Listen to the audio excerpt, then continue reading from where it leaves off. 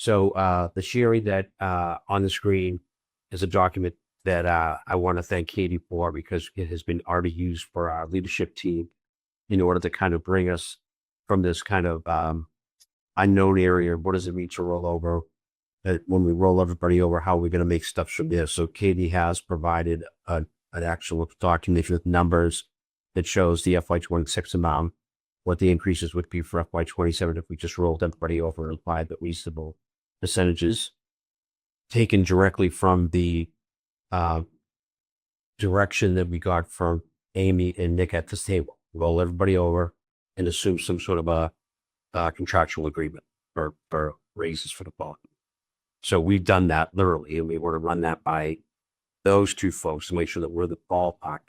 Because to Mark's point, we don't want to start running with this strategy if it doesn't fit the fiscal model that's available. And so we think the boldness of this makes a lot of sense, and we'll run it by Amy and Mark, Amy and Nick. But this is our way of kind of slowly taking this funnel of going like this to get to the point where we know exactly that we started to ask the questions of the principals that they have to do. So walk over for from your line, get budgets. And this allows that work to continue to narrow and get more focused. So but from a big picture, this helps us a lot with the educators, the principals, so we can begin to give you a rationale for any realignments that we decide to do that at different formats happen. Is that's what your ask of us is why, how come, if you'll still never demonstrate the line. So I'm sorry. No, You're good. thank you. So this document, we had used this during the budget process last year, so it may be somewhat familiar. So this document just shows what our starting point is, and our starting point is the fiscal year 26 budget. And when we build the level service budget, just as Jem have described, we did so in rolling over all of the employees and positions that we have in the budget for fiscal year 26, so in the current year, and then applying any cost of living increases, step increases, lane changes, and any of those contractual modifications to an employee's salary that happens with the start of a new school year. We're doing so this year. A portion of that work is in estimate because we don't have settled contracts for next year. So I just want to make sure that is clear. Typically, when you have the settled contracts, it's a very straightforward exercise of just going into the contract, stepping everyone. So if you're a bachelor's 3 this year, you'll be a bachelor's 4 next year, and you see the rate right there. So the process of doing so and then creating the draft of the fiscal year 27 budget, the first kind of major part of doing that is increasing the salaries. And you can see on this exhibit, if we were to just increase the salaries and do nothing else to the budget, we would be increasing the budget $3.3 million or over $3.3 million. So that's that first line there. And just that line is the equivalent of a 4.56% increase to the budget. So that's a big number, but just remember 82% of our budget is made up of our salaries and is tied to payments to our employees. So that's why it's really kind of the biggest budget driver that we'll look at every year. There also is a separate salary line, just a moderate increase to salaries to do adjustments to that substitute average line. So that's something that we've been really looking at pretty closely, looking at the historic expenditures, looking at the current year expenditures, and then adjusting as we go. We made a major adjustment from fiscal year 25 to 26. We made another adjustment at the beginning of this year when we looked at last year's actuals. And then this is an adjustment taking into account that we'll have some increases for fiscal year 27. So that's that $26,000 number. And then you can see for 27, there's actually a negative number in there, and that is an increase in revenue offset, which has the same corresponding impact as a budget decrease. And that's because we have a position that's open this year that we had rolled into the budget for next year, was historically funded using Medicaid funding. And so because that position is open this year, we are not using that Medicaid funding to offset that cost. But because we rolled that position back into the budget for next year, we reinstated that revenue offset. So that's an extra $120,000 that we'll be using in a revenue offset next year that we're not used to this year. And you can see that I also included a revenue offset document in the folder. So you can see those numbers specific in that revenue offset document as well. Special ed, there's 2 lines. We separated it out by out of district tuition in contracted services and transportation. Out of district tuition, the rate increases are set by the operational services division, which is a division of the state. We have no say in what those rate increases are. They tell us what the rate increases are in October, and then those go into effect July 1 of the upcoming fiscal year. There are also a number of program reconstruction increases that for those programs that applied for a reconstruction of their fees, they don't have to follow that percentage increase that the operational services division set. So for most of our programs, it's a 3.04% increase for fiscal year 27. And then we have a number of schools that are going through program reconstruction. So in some instances, those expenses could increase $30,000 for one placement, so one student. So that is all factored into our increase. That is based off of what we know now. And I think we just all, that's something that there may be a student that moves into district or is going through the process to be evaluated that could potentially change that. Are those numbers set already? Yes. Okay. They're set for 27. It goes into effect in July, and we have students that attend summer programs. So we'll go into effect right away. It's 3.04% for 27. And then, like I said, we have a number of different schools that our students attend that will be in excess of 3%. We also factor in an increase in contracted services and transportation, and you can see that number there. And then an increase in transportation separate from special education. So that is our yellow bus transportation, foster transportation, and homeless transportation. Those are 3 separate budget lines. We have to report those expenditures in each one of their applicable lines. And that increase is just reflective of the same number of buses that we have this year. So that is not adding a bus. That's not changing the fleet. That is just the same number of buses we have this year. We're in year 2 of a multi-year contract, and that 140,000 is the projected increase for 27. We're also factoring in increases for facilities, so that's utilities, extraordinary maintenance, those accounts.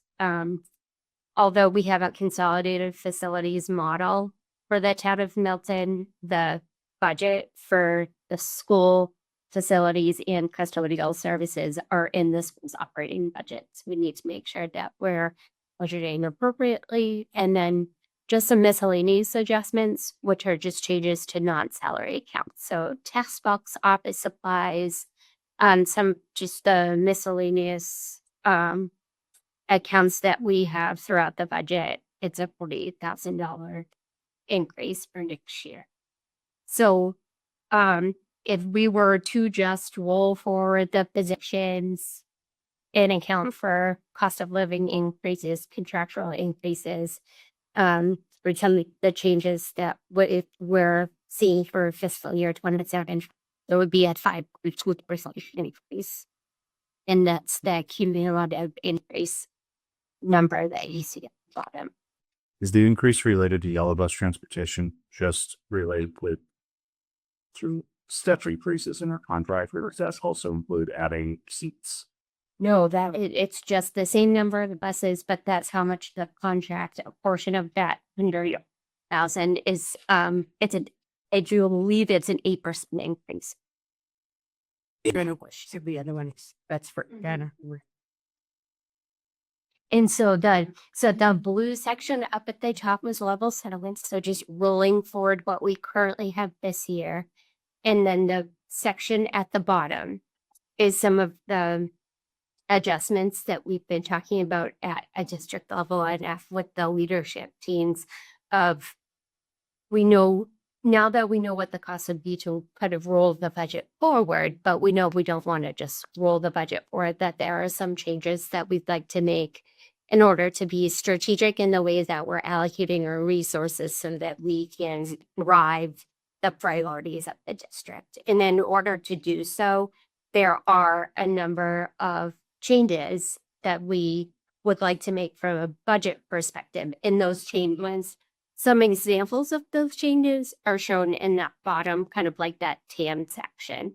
So some of the changes that we've talked about is right now we have a part-time assistant superintendent of teaching and learning. We would like to make that a full-time assistant superintendent. We've talked about adding one bus, just based off, we had to cut the bus for this year. We have the demand for transportation at the secondary level is in excess of what we can currently provide. And so just saying adding a bus, and making an increase to the professional development budget to be able to do some of that work during the summer and school year. We had also talked about potentially adding a custodian or custodial staff. So because we are adding some significant square footage over at Cunningham Collycott, with the third floor becoming the additional classrooms in meeting space, and then next year having the library be up on the fourth floor, that's just adding square footage to the existing building, and making sure that we're just reflecting that in the staffing levels for the custodians. So that would just be an addition of one staff member. And then we've also talked a lot about how we're utilizing the revolving accounts.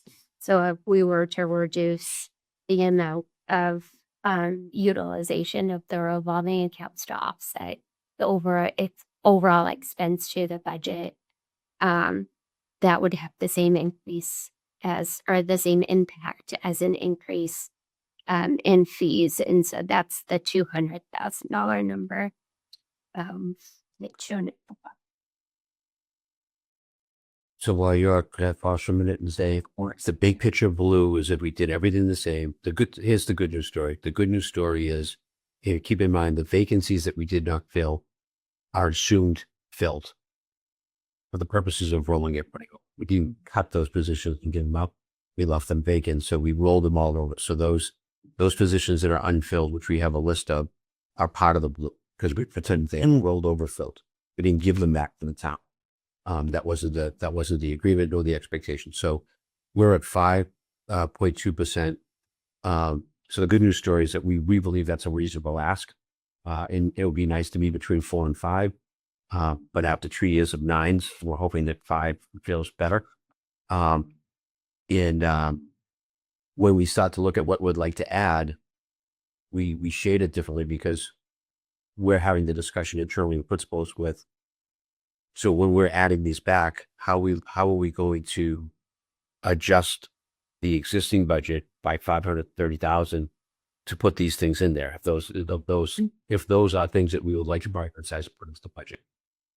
And is there anything else that you feel like you need to realign within your school or in the district in order to make that? All of which we would like to stay within the 76,662 number. Right now, we're not going outside of that number. We're trying to play ball with the amount of money that we anticipate the town to give us. And we're hoping that that's a good news story collectively for the town. They're showing that we're rolling everybody over, putting in the modest percentage increases as directed, and that if that revenue is available by the town, which we want to really solidify with Amy and Nick, then once that 76,662 is established as okay, then we would be starting to realign the pieces within that in order to make things work more effectively and more targeted towards what our needs are. So we already had that discussion at the leadership table Monday. So everything that we're showing you today, we've already gone through it.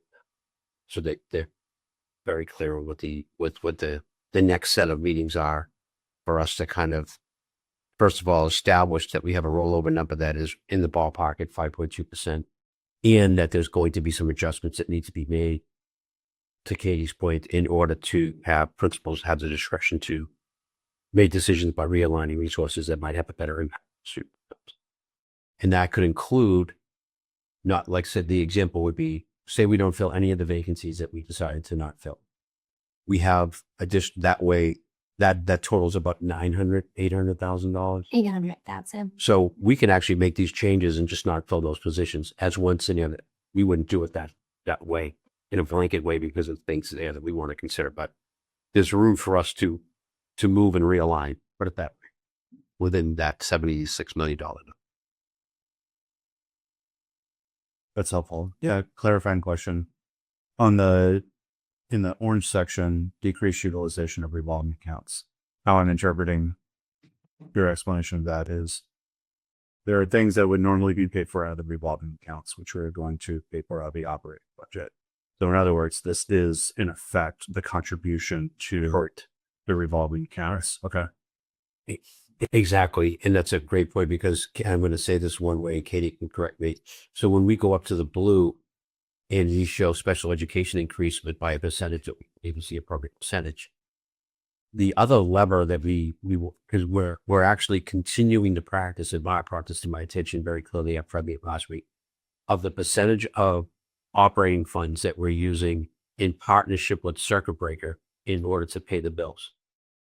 If we continue to contribute a little bit more each year from the operating budget, we're less reliant on Circuit Breaker, which allows that Circuit Breaker account to accumulate over the year. So that's another way of us, and it's not, this isn't being done, that's just how the words work from the accounting perspective, right?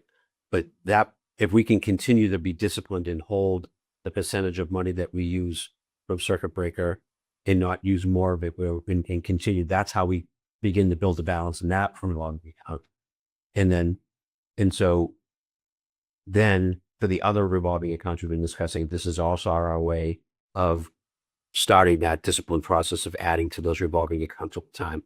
So when we wake up in 3 years, we'll have balances that are healthy, and slowly that becomes not an issue that we have to worry about. It's not a direct ask for money. It's an indirect of not using the money in a certain way and asking in putting more operating budget money into that source. But the effect is the same. And we want to be explicit about that. That's how we're creating that accumulated revolving account balance. Which aligns with priority budget number one. Right. Can I just get there? The 800, again, within the current budget, we did this to a larger scale, right? That was one of the big impacts of the override, was the 800,000 that we were trying to move from. And so that is, again, part of that blue section. That's part of the rollover. So what we're doing is trying to add, well, to your point, I think, just to restate it, add a little bit more to that number, be able to build this a little bit faster. We'll take kind of chunks of impacts on an annual basis. So we're not needing to add another 800,000, which would be hugely detrimental to us. But just as we're a little bit more to get to that green value, whatever, but right under your operating. And the assumption that we should all be working with is that the reason why these accounts are so valuable to be kept at a balance of around 3 million, because any point in time that one off or two off placement could put you into the red. While we're doing this, that could happen, right? So this is all good. And so, so someone brings a knife to the fight, right? So it's all good. until something happens. So while we're doing this, we should always be understanding that case could come up with it during our accumulated time period, where this might make it a 4-year thing, because we have had to withdraw a little bit out of the circuit breaker money to make any 1-year work, right? Yes. Yep. And I think that's why we had started the process of having the additional special education stabilization fund as just another mechanism to be able to help with some of the unanticipated, unbudgeted costs that may come up in throughout the year. So that's another way for us, in addition to making sure that we're helping up that circuit breaker balance. And once we start implementing all of these different tools, then it will allow us to use those tools instead of using operating budget and having to potentially impact other areas. So Katie, is it clear to say then, with all that being said, that if we were asking the town to just give us a 5.2%, we're taking care of our business and we're making good action steps and progress for that planning moving forward. And it would be nice for us to be able to have, if there's money at the end of the year, a deposit from the town to that stabilization account as a second layer of protection in case our conservative planning of trying to do the now, but also trying to fund the future. It would be helpful to have that that side thing that would take a vote of the school committee and the select board to access.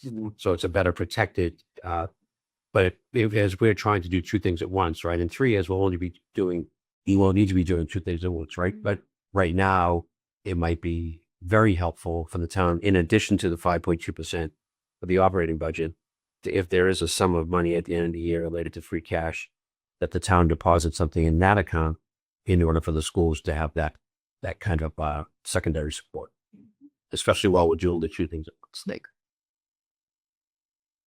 And then there's also another document it shows something very OSS. So with respect to the addition of more bus,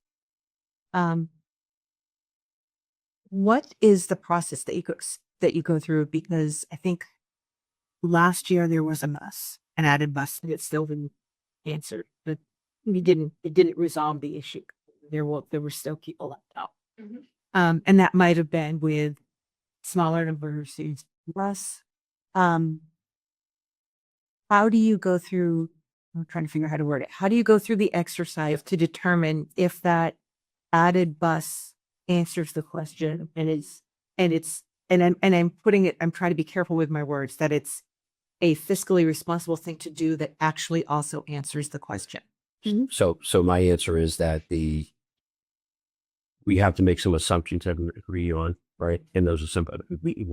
First of all, we have to do certain things. K to 6, you have to, anybody more than 2 miles, you have to do.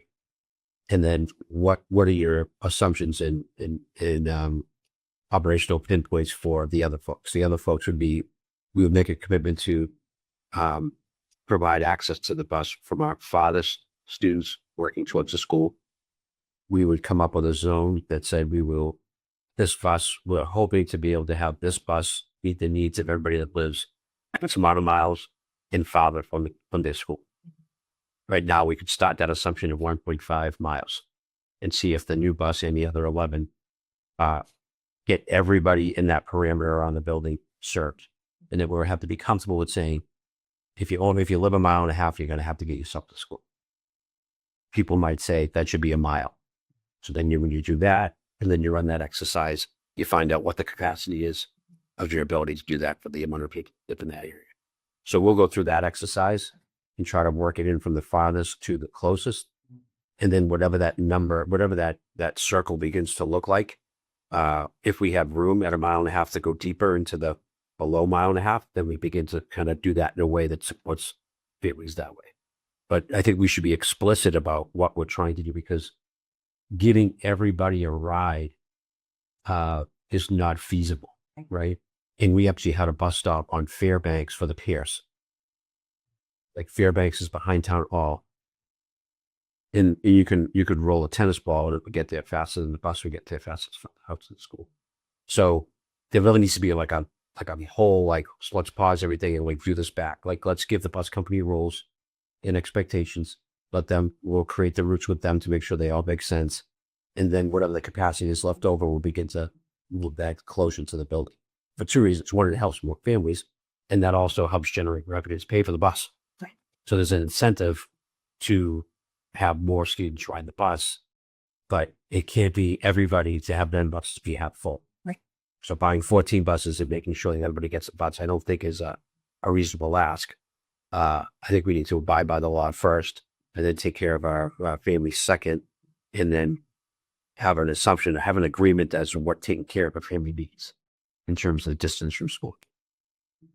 And then there will be a line where it's yes and then it's no. Also, just on the addition of the bus, 100,000 is the cost. Some of that could be taken care of not through adjustments, meaning cuts to current services or programs or staffing, but also adjustments to the fee structure. It's off the month to increase that to. Yeah, that's right. And then, so we have all the revolving accounts for you also on another page, so you'd see the ins and outs of all the revolving accounts. But we can mitigate that 100 by adding $10 to the fee. And that might only be a $90,000 problem. Do you mean? Very sure. Yeah. Right. So there's the healthy playback, but we also want to be clear that we want to continue to have our revolving account, which is one of the ones you want to keep track of, that we're also doing that 3-way game where we're trying to create a deposit or a balance in that's actually growing as well. So this one, we do a couple of the good ones. You want to keep these down for your families. You want to provide access, but you don't want to take too much out of the operating budget, so that there's room for that formula to be thought about, decide however we want to influence that. Okay? And go from there. So that could be an $80,000 instead of 100. If we want to shift on the pieces and we shift the other pieces differently. Yeah, I think I'm personally in favor of trying to expand bus service to accommodate kind of the desire within the community. I think I think part of the question is just what is the trade-off to, but like, are we solving the problem and what is the loss? And so in my mind currently, I think putting more of that burden on the structure in order to like gain that, given that this is an optional thing, and if you spread that across all of our paid users, I think when we did the math, the cost was like nothing, but it was $100, $120. That is the number in my head for the year. I guess maybe that number is dramatic, but I think just within, and I think we'll talk about this a bit within the revolving funds, but that's a conversation I want to make sure we're kind of putting on as a group, and just what is that burden? What are we asking y'all to cut? And from the annual operations of the schools, which is the core functions of what we're doing here to support this kind of nice to have service. And I think we should work to bill, should we, with that burden again on the folks who are utilizing nice to have, think that spreading that cost on cost them. That's showing out and thinking about that. Shit, then again, I really appreciate all the adjustments all align. I'm looking at the budget priorities, seems to align very clearly to the budget priorities of the superintendent and assistant superintendent and the PD budget to improving tier 1 to instruction, plus to supporting kind of families and culture and decreased utilization of the revolving account. The custodial staff, I guess, is a little bit outside of that, but totally understand we're adding significant square foot. That was already an underserved building that they were already asking for additional custodial staff for years before this. We're adding. And we might have more, and we might make that a senior custodian. So each principal has their senior, and that the seniors have to work to clean the building as a whole for the common spaces. And we also talked to Tom Malloy about whether can we just appoint a senior and see how the workflow happens with the existing staff, or do we need to add a full staff, or could it be a 0.5? Could we share? We're going to look at the other schools to see what their staffing levels look like, to see if there's anybody go from the 0.5. There used to be a 0.5 high school custodian that went over and did 0.5 at Tucker as an example. So that second shift at Tucker, which is now 1 during the day and 2 at night, was really always 1 at the day, 1 at night, and a half. So someone would work 4 hours here, and then they would work 4 hours down there. So trying to be creative. So we just wanted to get it on the board. Yeah, so like throw it on the board, figure it out, and then fine tune the fees thing or the custodial half position thing. But and we wanted to show the principals that these are some central office driven things that need to happen. The lottery account piece needs to happen. I think having a full-time assistant superintendent needs to happen. The bus needs to happen. So that gives them the idea of, all right, so now I'm glad those things will be in place for me as principal. Now that helps me make my decision about what I want to realign with the building, how that works for me, and how it works for the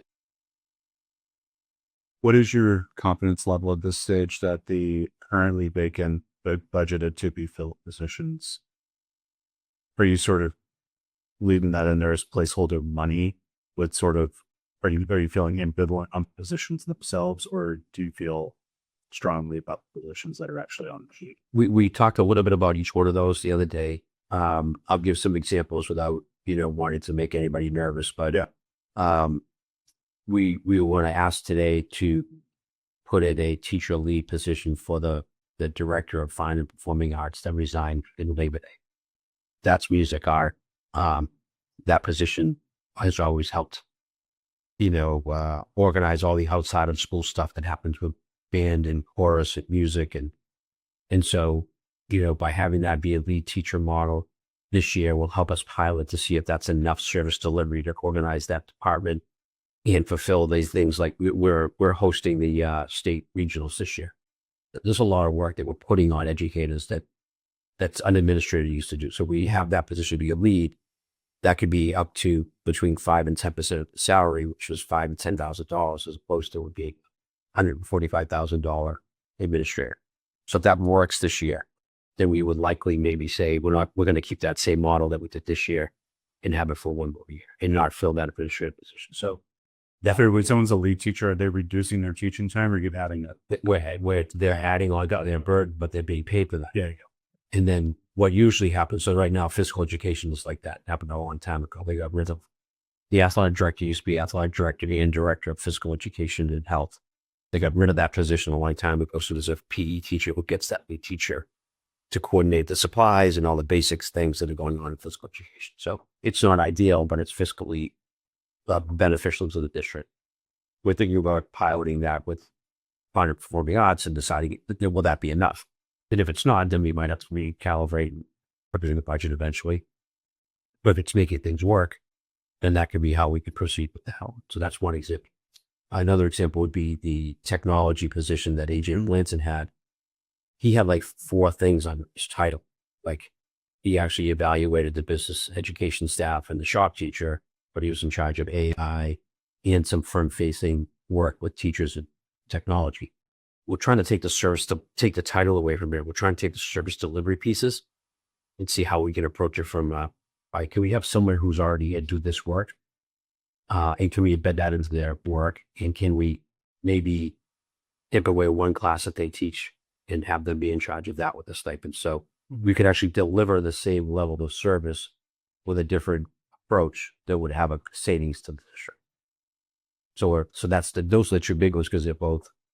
Third one is the assistant director for our special education services. We think that just needs to go back. Like that department needs the second, and that actually is easier for us because it's coming out of Medicaid. So we'll just head back. But so that's what we're going through, and then we compare those conversations to my list on the wall of what are these things that we can talk about over the summer that we never really executed on. When you start to compare doing this over here, and whether or not we want to reduce any other staffing, or you to bring something into your building that would help students cheaper. So there are still things in my mind that could be reductions this year to people who actually have roles that would be helpful for us to realign our resources in ways that we think are better for kids. So it says, John, you think there might be layoffs? And then you have the answers potentially. Hopefully not, because we, quote, need the money as much as we're reallocating into some resources to target tools, things that we think are working. Which is, so, and I don't want to alarm anybody in November.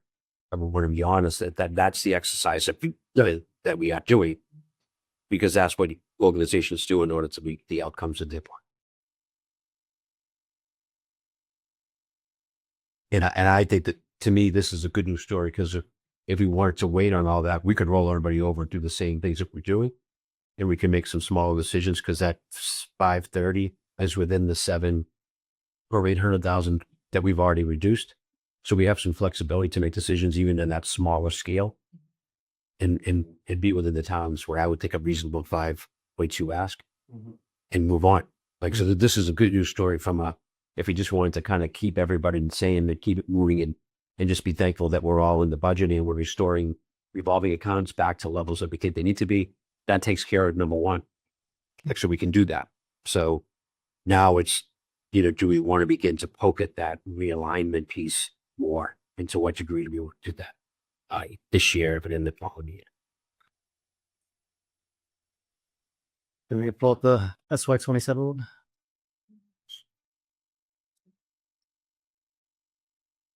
Okay, do you have any to add to what I'm saying? Yeah, it's not. When I get going, I get going. That's what if I big from a time I was at Lowe's, from a timeline perspective, in terms of the adjustments, is that something that is that like 2 or 3 kind of this, like when deal? I know there are a lot of internal discussions that need to happen. I think our next budget check-in is December 10th. So we're going to need 2 leadership meetings to do that. And right now we have one scheduled on December 1, and then we have one scheduled.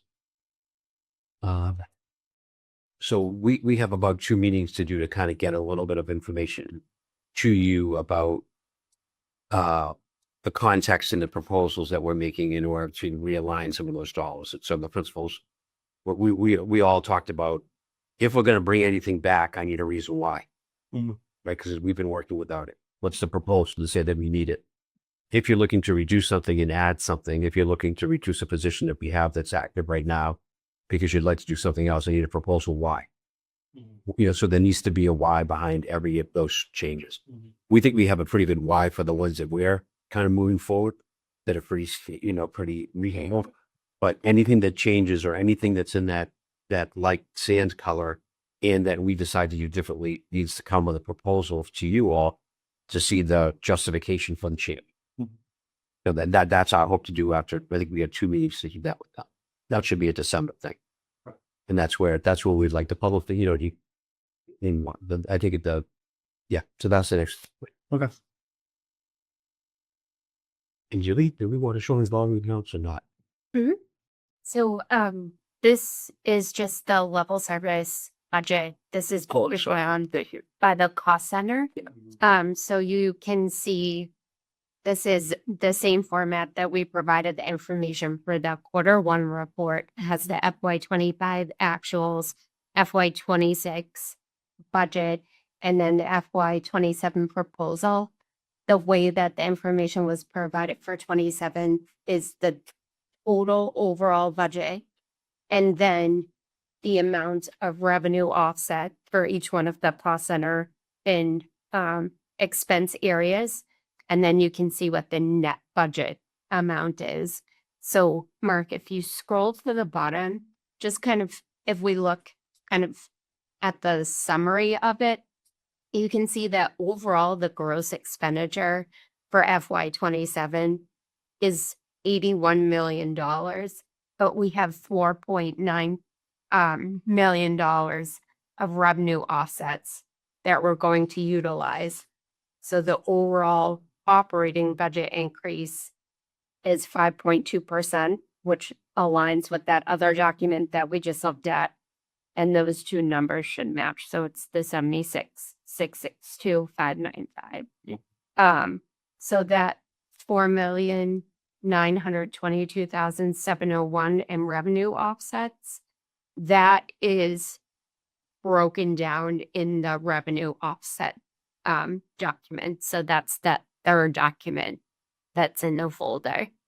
Most of that is circuit breaker. That's circuit breaker. So Mark, I don't know. Yep. Or we don't have. I mean, Yes, it's all. I see that it's the hand status on anyways. Yeah. Okay. So it's in revolving accounts. no, that's okay. That's okay. I just think it's there's usually an operating budget and then there's an all-in budget. That money represents the all-in budget. So if you just scroll down, you can see the FY27 is the $4.9 million amount. And this just shows each one of the revenue offsets that we're using. You can see the beginning balance for each one of those accounts, the estimated revenue that we're going to receive for each one of the accounts, the expenses that are assigned to the budget in 26, the ending balance, and then it walks through that same process for 27. Estimated revenue, expense that's assigned to that budget, that 4.9 number ties back to the other document. And then you can see the ending balance. So using circuit breaker as an example, we started this year with $8,000. Right now, our reimbursement is $3,544,000. We have $2.6 million worth of expenses assigned to circuit breaker. And so our ending balance right now, it projected at $953,000. So that's year one of us starting to build back that balance. And if we did the walk through the same process for 27, at the end of 27, we'd be at $1.8 million. So it's going to be a 3 to 5 year process of getting us to the 3.5. But every year that we can put from 800 to $1 million in that account, that will get us to be at that amount that is kind of more appropriate to be able to kind of handle some of the expenses that come up. Yeah, it's a huge, huge improvement over 2 years. And that comes with two things: being disciplined, right, and always making sure that we're staying aligned with what we said we were going to do out of circuit breaker, said we're going to do out of operating. And then it's with the assumption that there's a reasonableness to the additional folks that we have to support through those lines, that we don't get any outlier number of cases during any given year. The other part of this thing is that, building rental is something that we really want to start to replenish so we can actually support our facilities group with things that come up, the elevator up the Tucker with this year, hot water heater at the Cunningham Polypod. We have a heating issue at the Cunningham Polypod. We know we're going to have, we'd really like to create that building rental account in order to support the facilities repairs. That was the intent of the building rental revolving account. And so building that back up over time, and then community schools, which we're going to go forward with you in a meeting to talk about the need to increase the tuition for summer, just to get through the summer programming, because it's working upside down. It's not solvent. Just because you're a portion of it? Just the summer portion. And we're taking our time a little bit to do a reconfiguration of the fee structure for the year, because that's also upside down. The amount of staff that has been added without increasing the fee, and also reducing the amount of the revolving account in order to pay past expenses, has us upside down, and also upside down without a safety net. Because a revolving account, if you had a revolving account that had a balance that you carried over about $900,000, if you were running at a year-to-year rate of about 10,000 short, you could do that for a little while before you raised your fees. But when that account has been reduced, there's no safety net below it. So we really have to be year-to-year solvent. Yeah. That could actually be nice to be year-to-year solvent plus to build a revolving account back up again. So there's a couple of those revolving accounts that we're trying to pay attention to. And as we talked about before, each revolving account has its own animal. They all have different characteristics of how they work. So they're not all the same, but we have eyes on all those things to build a healthier balance sheet year in and year out for the next 2 to 3 years. Questions set on this sheet? Question on this one. So Kate, thank you for that document. And that was Katie's way of trying to represent the changes in the format based on the Q1 reports. Yeah. So it's all kind of an apples to apples way of looking at it, but then all the numbers tie up. Right. The question I had was just these, obviously the ones that stick out of the enormous salaries professional for district administration, district. So big jump in, so I just didn't know. Just how do we, So when we do that, because we don't have the contract settled. Got you. So it's okay. So some of that cost will be split across the others. It's time for when it gets settled, Yeah. it doesn't go into low cost or Yeah. so it's in. Great. Okay. Very clear. Sorry. we'll talk to you offline. The salaries, under special education too. Is this That's our instruction. okay? So we're expecting to increase that. So what we're trying to do is we're actually trying to reduce the amount of UNT folks we have by shifting the culture to UNT professionals being available in rooms by program as opposed to being part of an individual IP, like a one-on-one versus if my child goes into program X, then that program is staffed with the amount of days they need with the capacity of students that, say if it's full, it has 3, but it starts the year only with a few students. So it might only have 2 to start the year, but when the number of students fill the program will be hired in, but budgeting at that capacity. Right now, our preschool has a capacity of early. That we're not full yet, so we don't need as many UNT people. But if it filled up real quick, we would.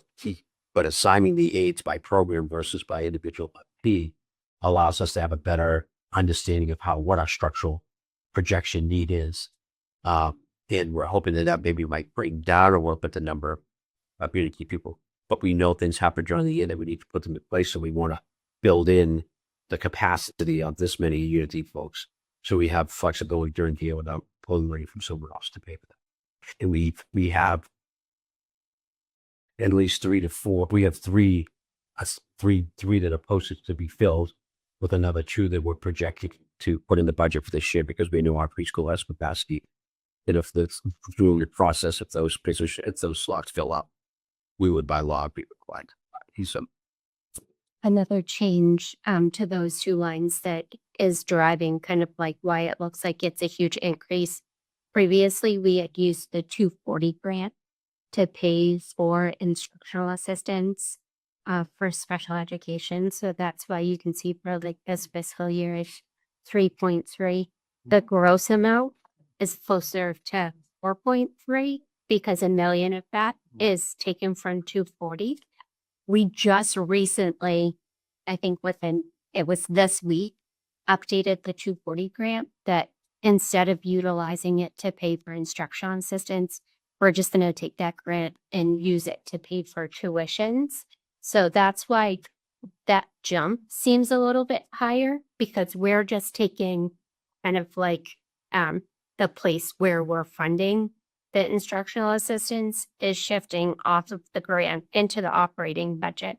But we then took that money, and you can see that line underneath it is the contracted services line that includes tuition. And so that grant money was added to that offset. That's why it's 3.7. That includes circuit breaker and the 240 grant. And so it almost looks like there's a little bit of a decrease, 8% decrease, but that's just because we shifted where we're using the grant. Context. This total expense does this mean that our operating general expenses overall is decreasing by 3.9%? And I think that's a portion of that is because we shifted the 240 grant from offsetting a salary expense. Now it's offsetting Gotcha. general expenses. Okay.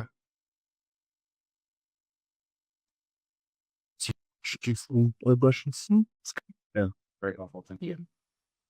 All right. So our next check-in on budget, maybe Katie. Our next check-in on budgets, and one that I believe it is.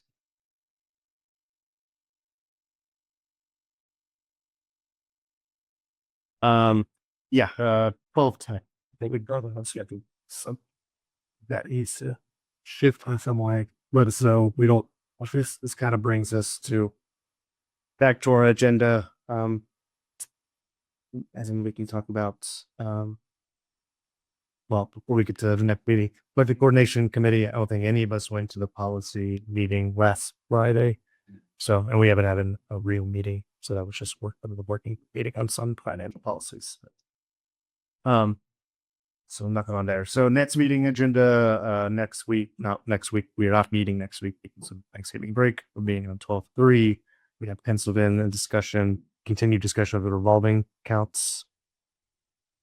So we have that document. I think what we've talked about is that drafts document that I kind of the next template. We're going to kind of look at it and some proposals, and there'll be our discussion of that meeting. And 12/10, yeah, that's for second reading the draft budget. It's technically we could beat on 12/17 if we felt based on the revolving funds, a conversation we want to have about evading or any more time, another week through the SY27 draft budget. Not if anything currently penciled in on 12/17. Is there anything else that I don't think we really need to hit on other than those two items? But I think it's all about FY27 now that we'll do the Q2 update in January, February. So yeah, no, it kept. John, are we gonna have Martha coming talk to us about her summer program fee proposal? We had talked about that. Should we do that on 3? 12/3, yeah. Because y'all want to get a vote on that and out to families who you trying to. Well, yeah, I'm going to get my shit. And for that, that's a fee change. So you just still going to have a yeah. So we think have what other fee changes as well. Sort of to that same bond counts. I would say we're going to have to start talking about whether we want to manipulate, not both that we want to utilize fees as part of the transportation compensation. Since that will come as we go. How we set to that. And I don't know if we need to do that for athletic fees in order to, that's the same deal, right? How much we would be involving, how much tomorrow? What do we see as projected increase? So I think that would be an ongoing conversation, case by case. And I think what we're trying to do is take care of our revolving account balances within the process. So the policy discussions will really be parallel to that, but we don't need them in order to actually, it would be nice to have them to represent the warrant committee or anybody else that pushes back on our approach to operating versus, revolving and the percentage and the ratio of that. That would be nice to let them know our goal was to incrementally increase those balances, but the policies can come along with them as we go. I was a little bit worried that we wouldn't be in this good of a shape that we need the policies in order to justify any additional ask to support those revolving accounts, but we seem to be able to be doing it in-house at the moment. And that, so those policies will be helpful, but the urgency isn't as there as I thought it was after reading these documents. But again, we'll check with Nick and Amy. And then I also want to bring up just one last thing. I've been talking about potentially increasing the assistant superintendent position from 3 days to 5 days. And I would like to also discuss the fine and performing arts, the teacher position to be funded for the existing year. And so Katie and I have talked about it, but we never finished the conversation. We need to calculate that number. When we brought you the Tucker proposal, we actually had the exact numbers prorated from a December 1 start, and it was sort of detailed. But I want that with you on the agenda. Would like to be able to have that discussed with this group. I don't think it needs to be approved until we do the Q2 because that's where the money is, right? Mm-hmm. But I want to make sure that whatever we're doing it in front of you. So that is my intention, is to provide a teacher lead stipend to the money or be odds in lieu of the director position build and go from hopefully a December 1, but it might have to be pushed if we had to talk about implementing a 2-day addition to college position. So I don't know how we want to proceed. We already had that formal conversation down to 3rd, but do you want to give us permission to do that and then report it out at the Q2 and show you the money? Or we can show you the money, the exact detail of it on 12/3. Yeah, I think we can try and put it in on the third, just to have a sense of like what the financial location is and all. And also, feel good about being able to have a financial. Sure.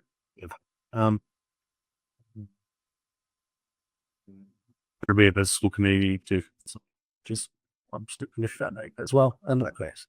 Sure. So I'll just get it. Oh, that's up and we. Yeah, I'll put that on both the jakes. There's good.